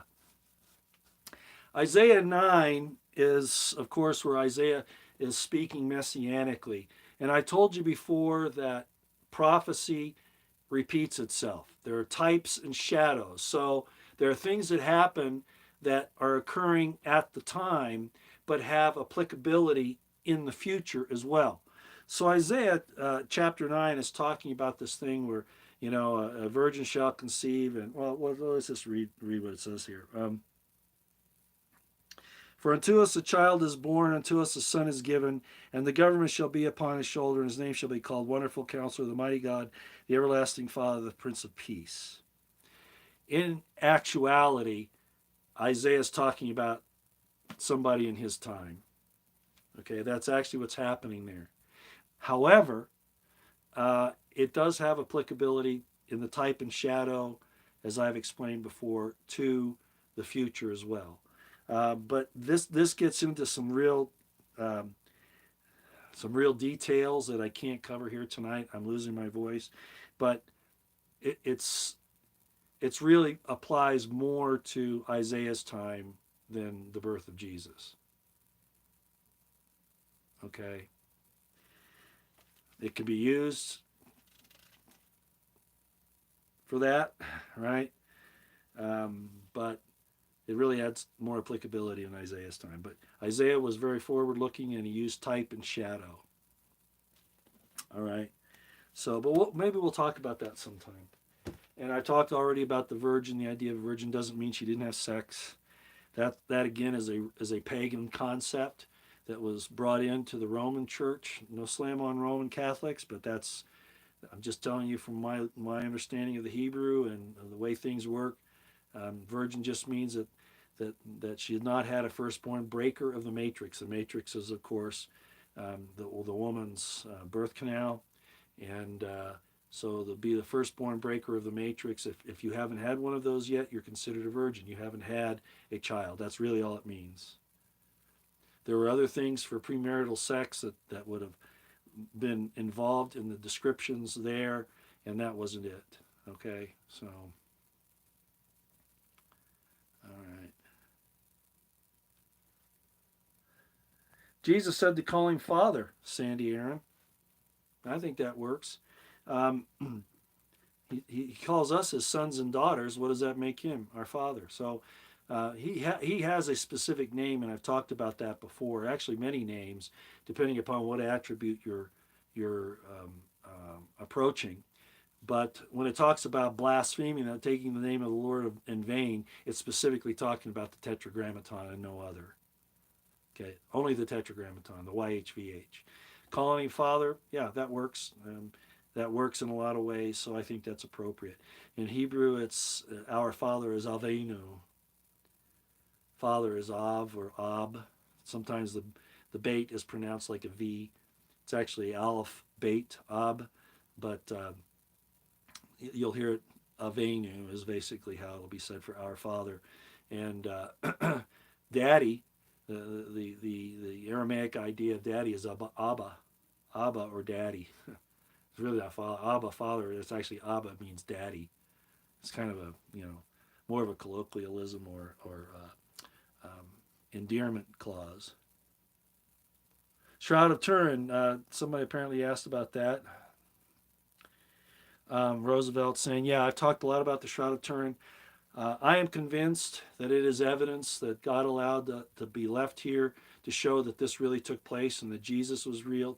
Again, that was a call. Jesus Christ was a calling. Yeshua HaMashiach's a calling. His real earthly name was probably Joseph. Regardless, he was a real person and really did have a resurrection. I put up a thing where I've done a lot of videos on the Shroud of Turin only. One about 2 years ago where I talk about it with a green screen back of me and I'm talking about it. I've talked about it off and on in some other videos, and we had one put up it's been about a month ago now, 2 weeks, a month ago, where Craig Sawyer did an interview with Dr. Sacco, who was very much, he's an engineer who was very much involved in the study of the Shroud of Turin, and talks about the quantum mechanics that were involved, quantum physics that were involved in the resurrection. And I'll address this too now, Roosevelt, because you asked, apparently there were several questions on that, and then I wrote to you about it, and I put it in the comments section about cremation. Does cremation have some kind of interference in the resurrection or whatever? And of course, if you wanted to curse somebody, beheading them or burning their bodies were considered to make it so the resurrection would be nigh near impossible. Okay, well, if the Christians believe that, if the Catholics, for instance, believe that cremation is beyond God's ability to resurrect you, then they've really limited God, so I'm not going to do that. And that might not be their real take on it, but I know it's not looked favorably upon by a lot of Roman Catholics. But you got to consider this. Look at all the martyrs that were burned at the stake. Look at people that die in airplane crashes and their bodies are vaporized and burned to ashes. Building fires, war. And that's why Dr. Sacco's, and I'm not saying that maybe cremation is not the best way to take care of things, but sometimes you don't have any other method. Like during the Black Plague, people were dying all over the place. They had to basically cremate the bodies in the streets to avoid disease. So there are all kinds of other things. Dr. Sacco gets into the idea of the quantum physics and the idea that there are pairs of these subatomic particles that actually can communicate with each other instantaneously across the universe. Yeah. And that's why prayer is instantaneous. It's faster than the speed of light because we're connected somehow on this quantum level with God and each other. And so our community, and we talked about that a little bit before. When I was over here and my wife was back here, we'd have the same thought almost instantaneously. We'd find that out later when we were texting back and forth. We'd find out, hey, I was thinking about that at the same time. So we're connected like that, and those thought processes are instantaneous across the universe. Well, that's the same thing with the particles in the resurrection. And Dr. Sacco explains that a lot better than I can because I don't have the time here, but it's a cascading effect. The particles are at a certain point, and it usually happens within 36 hours, when this process started, the moment that Jesus died, the process started, and it's a cascading effect that finally reaches the point where it's at an event horizon and it just goes. And at that point, his body went from an unorganized, that's not the right a subordered state to a superordered state. And that's all I'm going to say about it. Go listen to, it's about 3 or 4 videos back. Well, more than that, probably about 5 or 6 or 10. But it's Craig Sawyer's interview with Dr. Sacco. And I bring it up and I put it in the description box of that video. And he does a real good job on explaining it. And if I had more time, I'm not a physics guy, but I did make quantum physics a hobby of mine a few years ago. So I do understand at least the basic concepts. And the idea of the observer and how it changes things when you're an observer at the subatomic level and even in your life.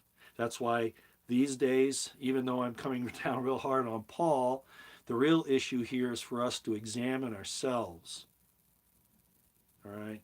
To be aware of these things that are going on in the world, as I explained in the video the other day, because those things are dangerous and they're happening and they're evil. But what's really important is that we're focusing on ourselves. What wrong we see out in the world, we want to turn around and say, is that inside me? If it's inside me, I got to fix it. Right? That's why we see sins and shortcomings in others. Not so that we can pass judgment on them, but so that we can turn it back on us and say, am I exemplifying any of those same negative attributes that I see? Do I like that? No. Is that in me? Let's see. I hope not. Ooh, it is. Ooh, I probably better fix that. See? That's how we should look at it.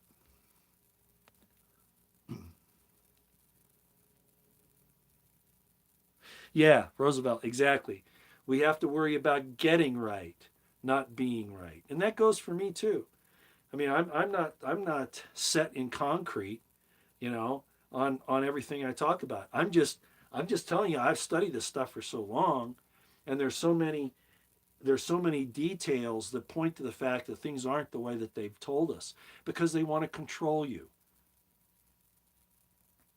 And they can control you through religious systems. Do you know the etymology of religion? You know what it means? Does anybody know what the etymology of religion is?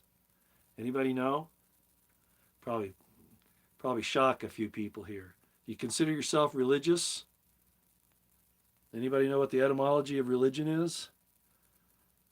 No, it's not unity. To control, yes. Religion means regulation, regulate. That's what it means. So when you have religiosity, when you're religionized, you're regulated, you're controlled.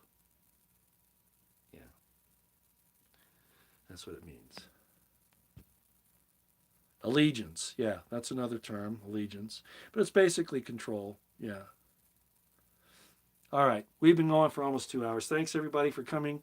I appreciate my mods being here to help me out. I noticed that there were a few people, I guess, that were causing a problem, and you all took care of them. Thanks. Again, I'm going to say it one last time to roll all this up. I don't have a problem with Jesus.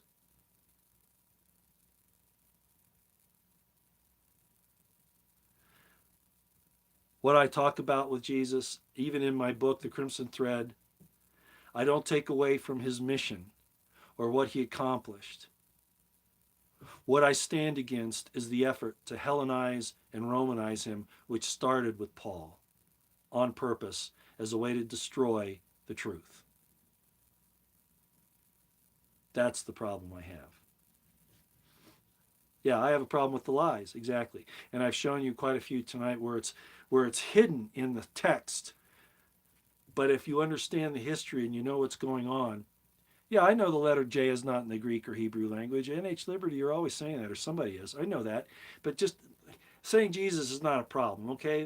That's just a change in the language that we're using. I know the J is a yod in Hebrew. I know that.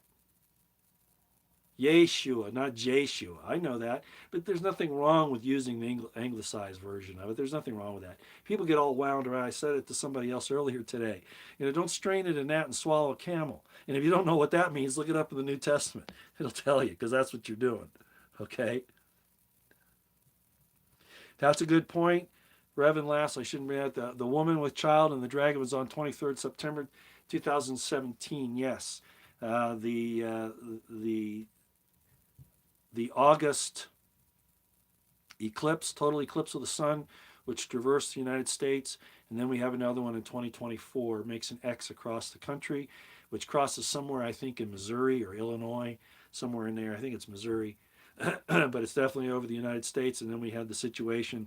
And people make fun of astrology, saying it's pagan and all that. Well, Jesus used it. He said, look at the signs in the heavens, right? Signs in the heavens and in the earth beneath. So the constellations are part of God's book written in heaven, because men can't mess with it. What they can mess with is the interpretation of those things, and they do that all the time. We saw that tonight with how the situation with Paul was written down to make it look like he's the poor little persecuted dude, when in fact he was trying to kill James and his followers. So, take their money and denigrate them and punish them. Winners write history. Boy, isn't that the truth? Yeah, astrology is not necessarily bad on its own, but especially the way it's a lot of the prophecies. The sun being darkened and the moon turned to blood. And that's an eclipse. And it could also be some other things. Jesse got into it the other day, where it could be when God comes with his armies, the hosts of heaven, and it's so fantastic, and there's so many of them, that it darkens the sky and the sun. I think that's certainly a possibility. I do. And I can't wait, because this evil here has gotten to me where it causes me, and I shouldn't. My son Jeremy, if any of you follow him, he's very good at this stuff. Taught the Bible to himself. I don't know if he did it because of my example. I think it was mostly because he had some very spiritual experiences on his own. But he says it quite well. When we see all of these troubles that are coming around us, it's kind of like Jesus said. As terrible as it is, and as bad as it makes us feel, we need to lift up our eyes and our hearts and have joy, because our redemption is near. But when we see our loved ones dying and being sick and hurt, and their possessions taken from them, and we're separated from each other, it's hard to look at it with thanksgiving and joy, because that's a very difficult thing to suffer, right? And as far as Roosevelt is having Jeremy on with me, I would love to do that. I just have a problem with the internet right now, and it's just caused us all kinds of grief. So I haven't been able to do that. Like, I haven't been able to interview anybody. Our internet connection up here is really bad.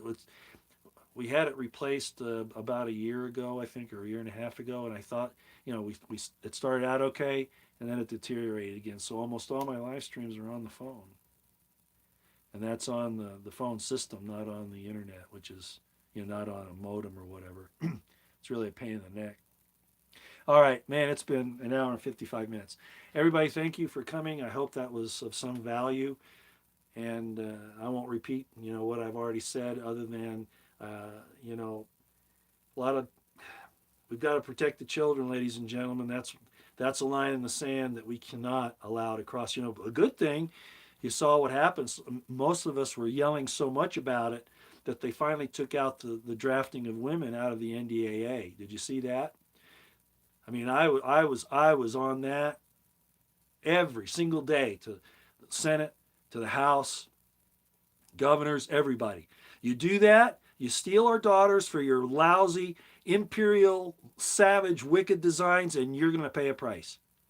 And they took it out finally. That's not to say they won't bring it back next year, but they backed off on that. You see, you can do something. So we got to protect our daughters. I don't care about, they can do anything, a man can do it better. That's BS. We have our roles, and those are God-given roles that are beautiful if they're done correctly. I'm not to step on anybody, equal pay for equal work. I understand all that. But, yeah, many are waking up about the problem, Jesse. I think they are. Child trafficking is a big problem. Boy, I could tell you some stories, but I won't. I heard some things today, and it made me very sad. Not just on the stuff on the CNN business, but some personal things that I went through. All right, everybody. Y'all take care. Out here for now. Next time.